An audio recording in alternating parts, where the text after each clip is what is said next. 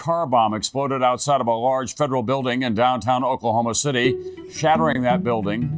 The chaos in downtown Oklahoma City did indeed resemble Beirut after what police believe to be a 1,200-pound car bomb ripped through the 9-story federal building. Terrorism is ideologically motivated violence. In Beirut, Lebanon today, a pickup truck loaded with explosives drove to the American embassy, and there was a tremendous explosion there during the lunch hour. There needs to be some sort of belief system behind the violence. The death toll here rose today to 22 when a gunman opened fire in this Walmart store just right here. And you're trying to instill fear in society or change government policy. Once again, here we are with another mass shooting in America that's been perpetrated by a white nationalist. The El Paso incident is now the 7th deadliest mass shooting in the nation's history. In fact, there have been more arrests and deaths in the United States caused by domestic terrorists than international terrorists in recent years.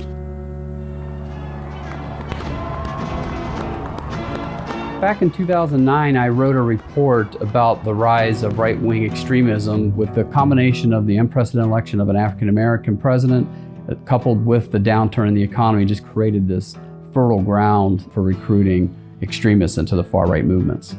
We all thought we had done a great service to the country and sent out this prescient warning. So it was a big surprise when I came to the office on Monday and saw my report all over the conservative news. The Department of Homeland Security, Dr. Dobson, is warning law enforcement officials about the rise in right-wing extremist activity. Isn't it interesting that the media has jumped all over this when there aren't any examples of it? There are no Timothy McVeighs out there right now.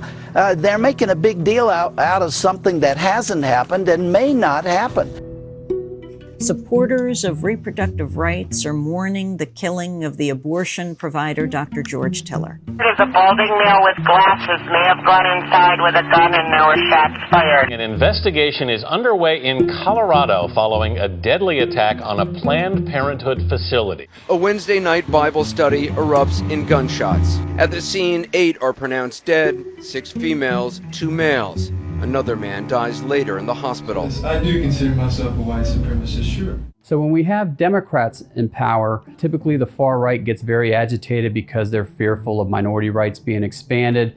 They're also fearful of pending gun legislation or an outright gun ban. What makes this unique is the fact that we have a Republican administration, and yet these far right groups are still operating at a very heightened level. This goes against all the trending data that I've looked at in the past 40 years. Far-right attacks in Europe jumped 43% between 2016 and 2017. In the U.S., right-wing extremists were linked to at least 50 murders last year.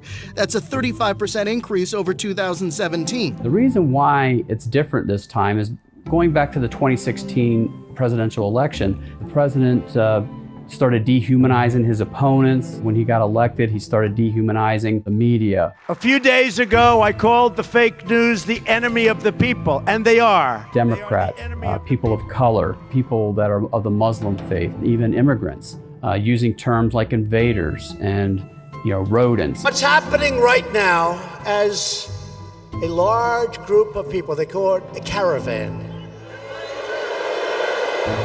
That is an assault on our country. That's an assault. It feeds right into these extremist narratives who've been doing that for decades. And Trump has actually mainstreamed some of their ideas. Things like a border wall, things like travel ban on Muslims, mass deportation of immigrants. The wall would stop it, okay? The wall would stop it. But how do you stop these people? You can't. There's no...